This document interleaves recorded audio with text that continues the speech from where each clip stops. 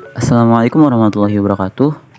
Kami dari kelompok kasus 8 yang beranggotakan Diajeng Sakila Ayu Putri Aprilia, Muhammad Hikmatullah, dan Dinda Faradita. Di sini kami akan membahas kasus sebagai berikut. Pada kasus tersebut dapat diuraikan sebagai berikut. Seorang laki-laki berusia 45 tahun mengalami syok hemoragik setelah kecelakaan motor.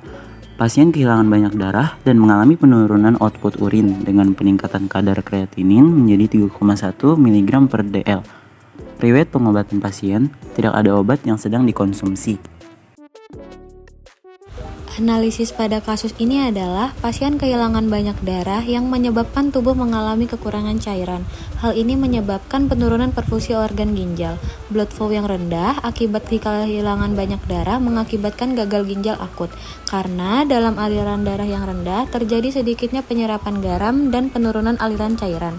Pada kasus ini dikatakan sebagai akut prerenal karena bermasalah pada cairan tubuh atau gangguan perfusi ginjal sehingga terjadinya gagal ginjal akut. Hal ini dibuktikan dengan penurunan output urin dan peningkatan kadar kreatinin yang menunjukkan fungsi ginjal menurun drastis. Terjadinya penurunan output urin karena ginjal bereaksi ketika aliran darah rendah. Karena itu, cairan di dalam tubuh sedikit, sehingga tubuh terstimulasi untuk mengeluarkan urin sedikit untuk melakukan pertahanan dalam menjaga cairan. Aki prerenal menyebabkan kadar kreatinin menjadi 3,1 mg per desiliter, yang dimana kreatinin normal memiliki rentang 0,6 sampai 1,2 mg per desiliter untuk pria. Hal ini disebabkan karena fungsi ginjal yang tidak optimal dalam proses penyerapan dan penyaringan garam serta air dalam tubuh, sehingga membuang zat terekskresi melalui urin.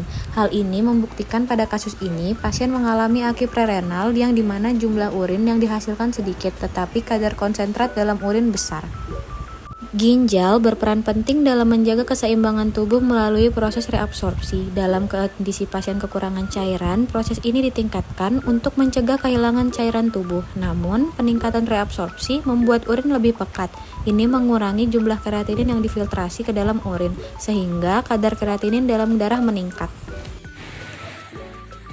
Solusi yang dapat dilakukan untuk menangani kasus laki-laki berusia 45 tahun di atas adalah yang pertama, pemberian NaCl atau natrium klorida sebagai keseimbangan elektrolit yang membantu keseimbangan cairan dalam tubuh yang mendukung aliran darah ke ginjal.